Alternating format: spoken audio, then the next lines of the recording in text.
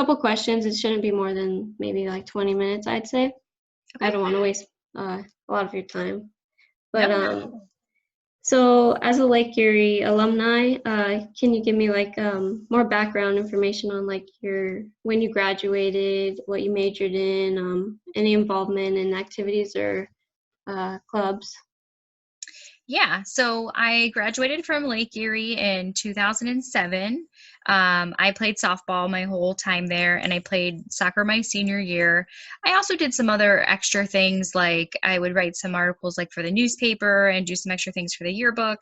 I was in student government, and I was one of the chairs of SAC, the Student Athletic Association, which was really helpful. We got to travel to some other local schools and meet with other student representatives, and I found that organization super helpful. It was one of all of my favorite, my all-time favorite of, what I did at Lake Erie. And so it was nice at Lake Erie because I was able to get involved in hold different leadership positions in different things.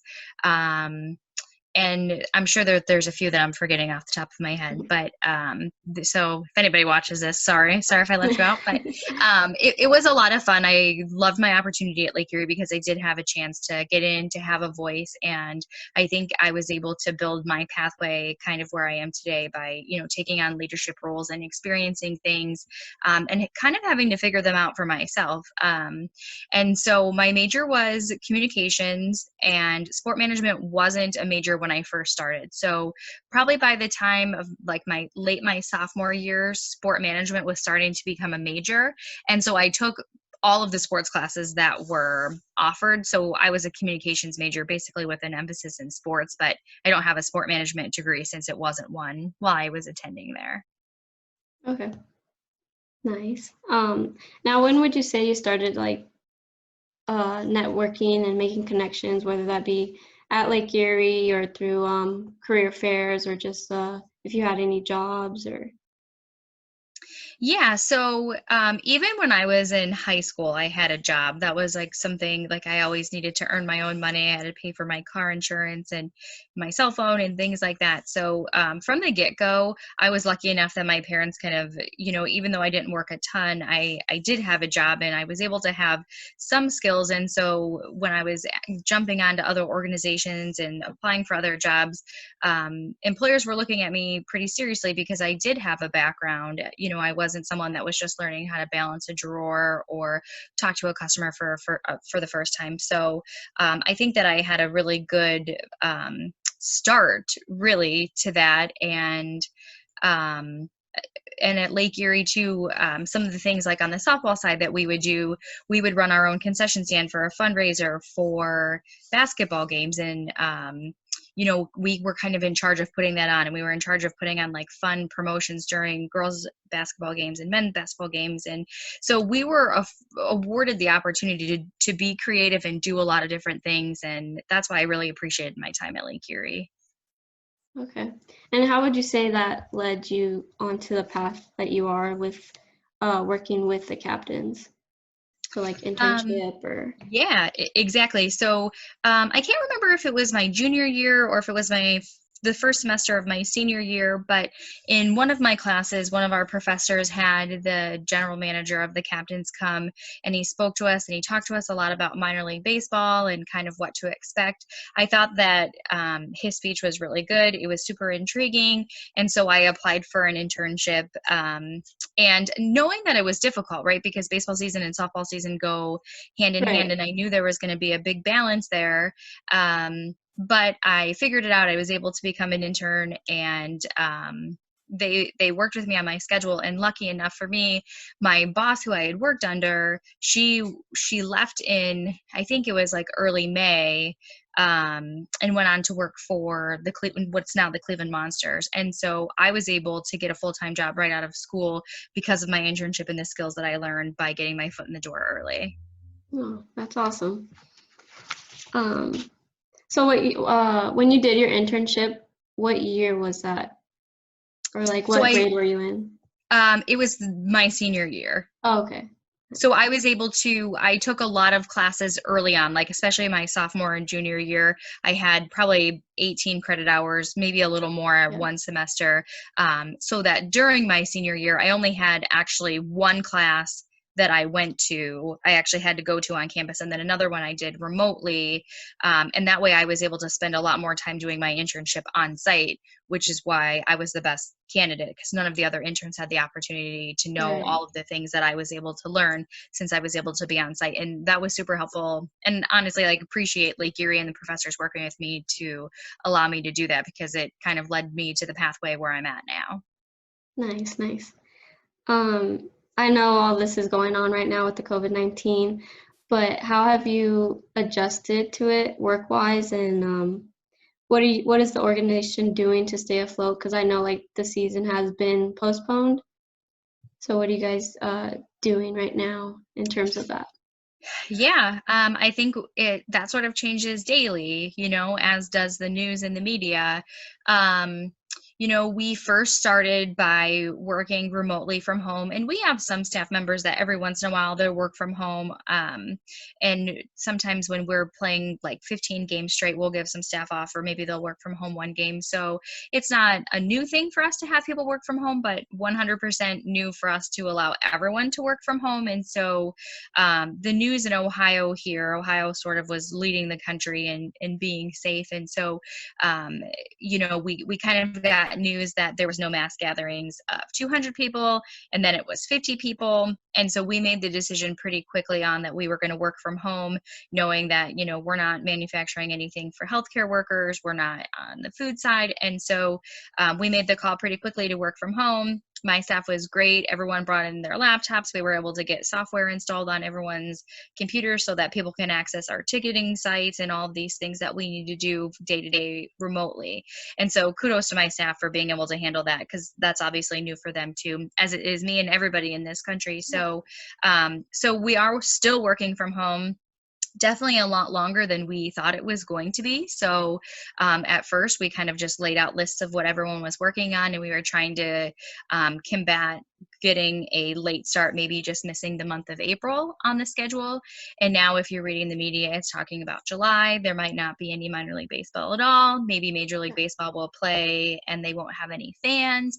And so really every day as we watch the governor speak, and if I'm on a call, he speaks at 2:00 every day. Then I go back and read the cliff notes of what he said, and then we reassess where we're at and how we can keep our business afloat. We rely heavily on sponsorship and ticket sales and merchandise sales. And we are fortunate enough right now to not have laid off any full-time positions. All of our seasonal and part-time positions, they haven't started yet, because the season was supposed to start actually at home on Monday. And so our full-time staff, we're lucky enough to, I know a lot of other clubs aren't. They've laid off a lot of people, but for us, we're still intact. We have a full-time staff of about 15.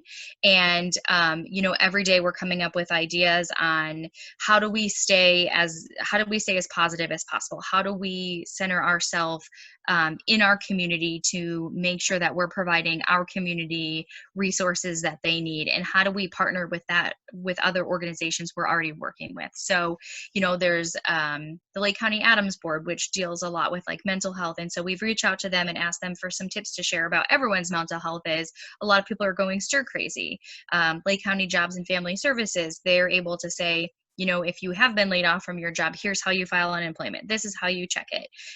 Maybe some restaurant owners that we work with, here's some food that you can offer for your family for Easter dinner or whatever it is. And we really, the first couple of weeks kind of really centered around that. And then now that we know that baseball is going to get pushed back even more, we know people are really looking for sports. It's going back and finding videos of our old games from last year, doing voiceovers of them and giving people something to watch, maybe highlighting a sponsor on there again, because we know other small businesses in our area are hurting and all around the country. So really just assessing our business partners and kind of coming up with the best protocol that we can, knowing that it's loose because it honestly changes daily and sometimes it changes hourly. And so, like you had mentioned earlier in the call, you guys now have to wear masks. It's recommended for us. It's not fully enforced. That's something that will come down the pike. So, another thing that we're trying to do is when we do have a ballpark, come up with some things with our health department, like, have masks, gloves, obviously, how many hand sanitizing stations should there be so that everybody is safe when they do come to the park, and just trying to keep the business afloat.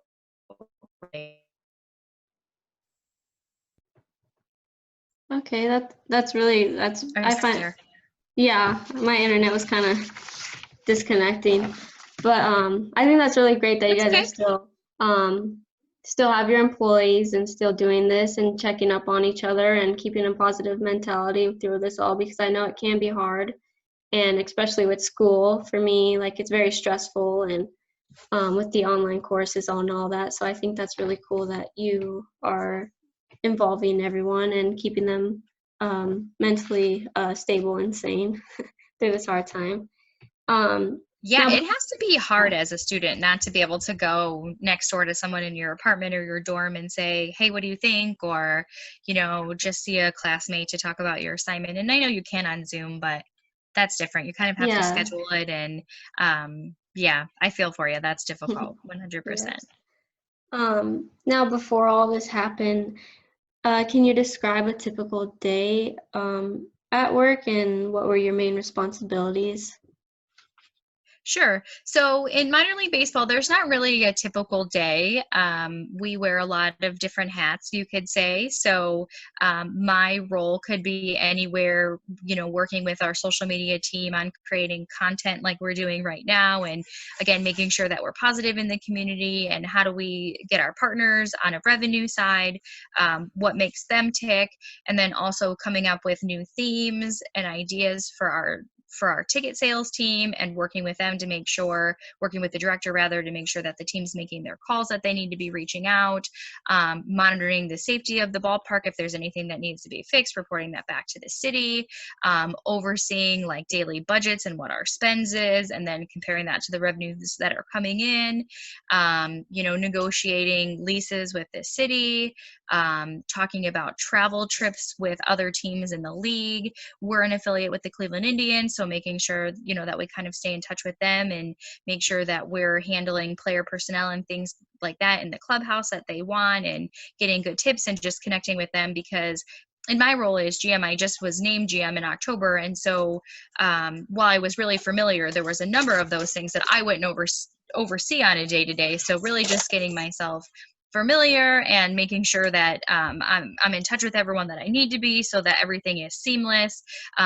We had a new manager that was named this year. He hadn't worked in minor league baseball before, so just kind of connecting with him every other week or so, just to say hello, here's what's coming down the pike, here's our schedule, talking with teams and our hotel partners, because there's tons of teams, 15 other teams in our league that travel in to our area and stay in a hotel. On the flip side, working with our busing company to make sure that they're getting our players to where they need to go and stay in their hotel. So it kind of just depends on what part of the day we're talking about and what part of the season we're talking about, and just kind of making sure that we put all of those puzzle pieces together to create the best picture. Okay.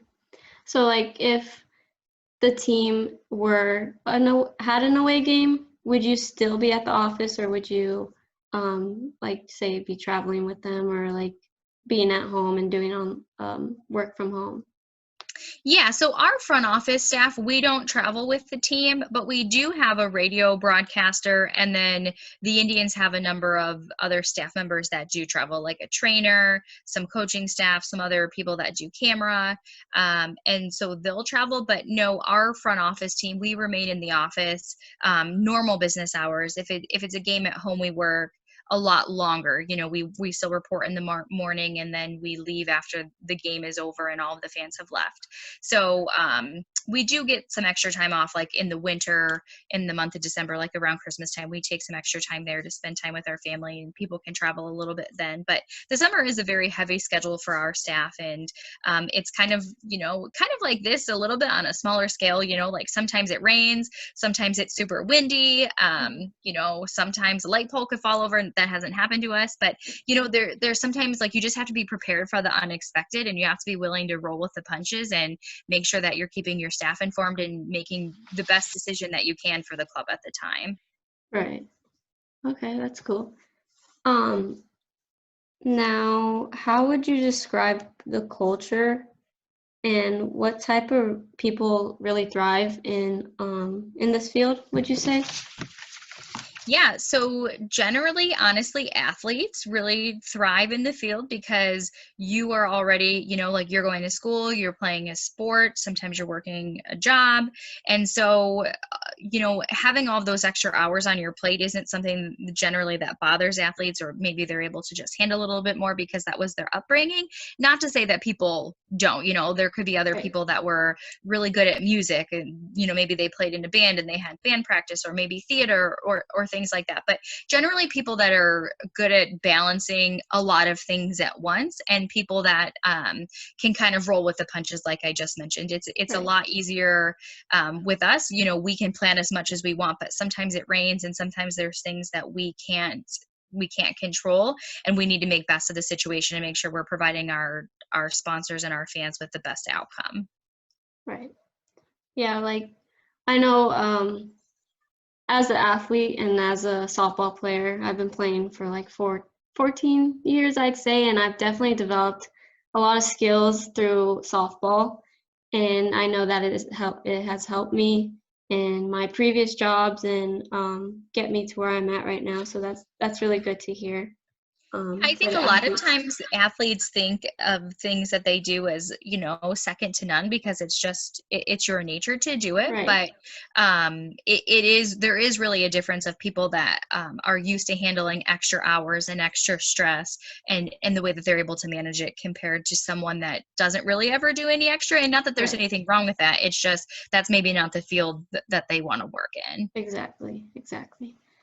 Now, what would you say you like best working with the captains or for the captains? So for me, I'm lucky enough to be from this area. There's not a lot of people that work for a local sports team to like, where they live. And so for me to be able to be with the club since the beginning and work my way up, that's not something that happens very frequently. So that's probably like one of my favorite things. And then alongside with that is being able to give back to the community and be able to center our baseball club around the community and be a resource for the community. So the captains are great. We need to think way of maybe like painting some fences in the summer, or I have chaired like some fundraising things that we've done. We were a big sponsor and fundraiser of the Miracle League project, which is located right on the corner of Route 91 and Vine Street, right by our ballpark. And so there are children and young adults that play baseball that have special needs on a specialized surface and a specialized playground. It was about a 2-year process for us to raise enough funds and get it done. But now there's a league that plays there every Saturday. They play about 4 games a week, and it's just awesome to see. And it's awesome to be able to give back to the community, like on my behalf, but to have an employer that also supports that is great. Hmm.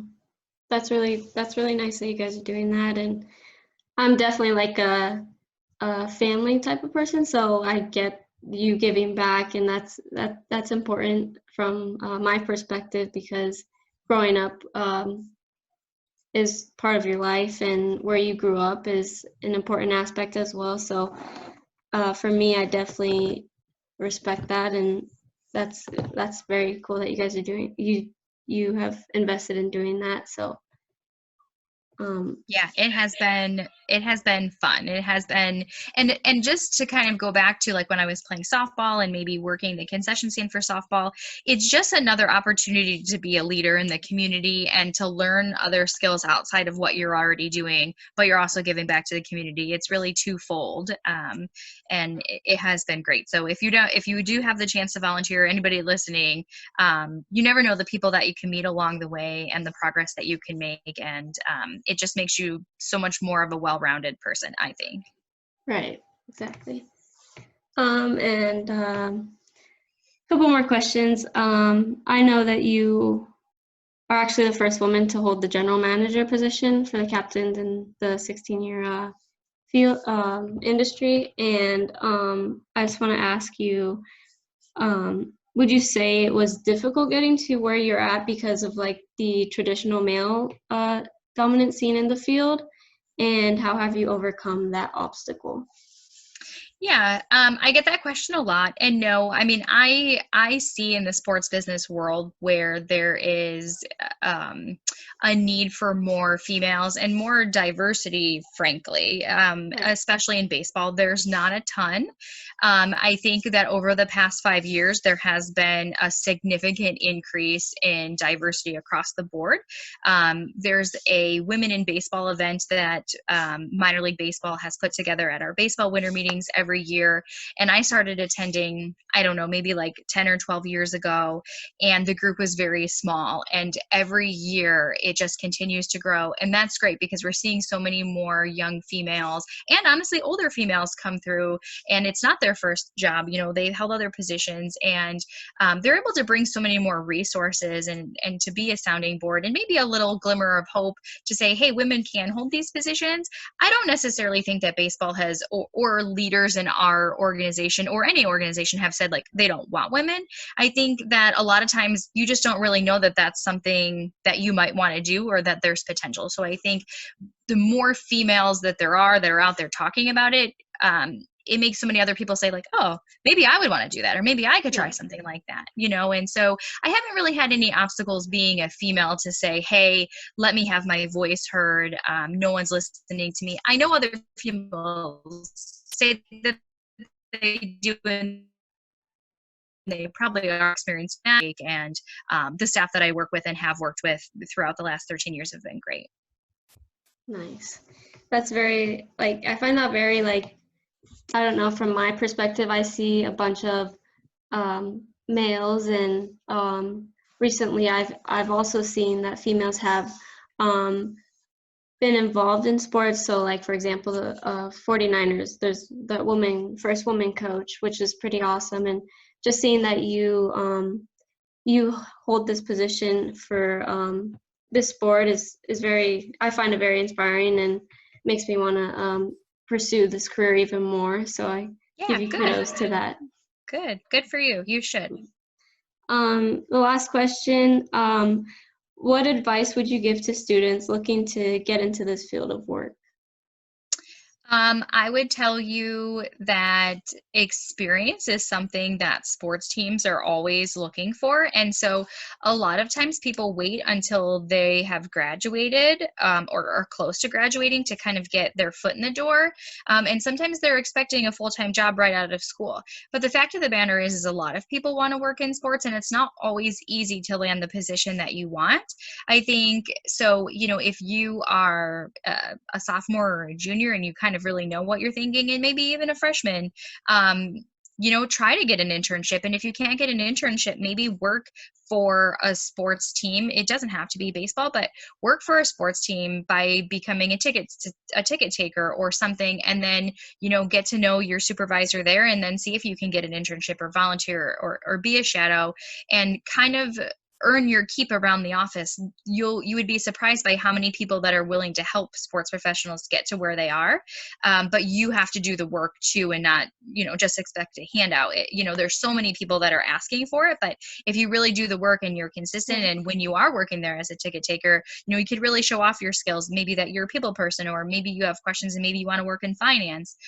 You can learn a lot by just working and observing the organization, and then presenting yourself to the right people and making a name for yourself and kind of working your way up that way. And the other thing I would say too is, so frequently I think people are like, well, I want to work in sports and I only want to have this one role. Well, that might be fine if you're like thinking about working in finance. But if you want to be a GM, or if you want to be a sales director or something, you really have to learn the whole picture. And so to work in sales and to learn the promotional side, you know, it might earn you more opportunity if you get in and stay with the club. And again, if you're working your way up and you communicate that you might be interested in learning other things, if you're doing the job that you've been hired for, you might just get more responsibility and be able to learn extra things and prepare yourself. But I think oftentimes, or at least when I was in school, people would send out tons of resumes to professional sports teams, and if they wouldn't get an interview or if they wouldn't get the job, then they would just give up hope. But I wish that more people tried sooner and made a name for themselves and kind of worked their way up, because I think they would have a better success story. Okay, that's good to hear, because I am currently a freshman, so I'm kind of getting used to this this environment, and I have found that for upperclassmen, um, they did suggest start making a name for yourself, start making connections, start networking, and also through professors, they've also encouraged that at Lake Erie. So they've been allowing us to get involved within the community, and as well as attending career fairs, or just start networking and make names for yourself. So I Yep. find that very important. Yep. Yep. That's great. That's great advice. Okay, well, I think that's it. I just want to say thank you so much for spending your time with me and having this conversation. And I'm glad I was able to talk to you and get more insight on what you do and your career. So I just want to say thank you.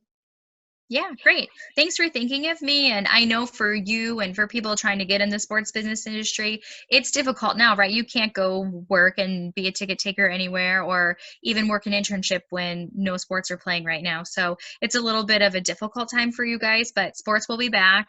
Things will eventually be back to normal. Maybe we'll have to wear masks for a while, but Right. I think you're pretty positive through all of this. And I think people skills are good. And as long as you can get a job working with people off the bat and be able to go into another employer and talk about your experiences, that's what they're looking for. They're just looking for you to be able to articulate what you've done and talk about how you could handle a situation if it didn't necessarily go your way. So I think you're on the right track, and thanks for thinking of me. And if there's anything I can do for you or any of the students at Lake Erie, don't be afraid to reach out.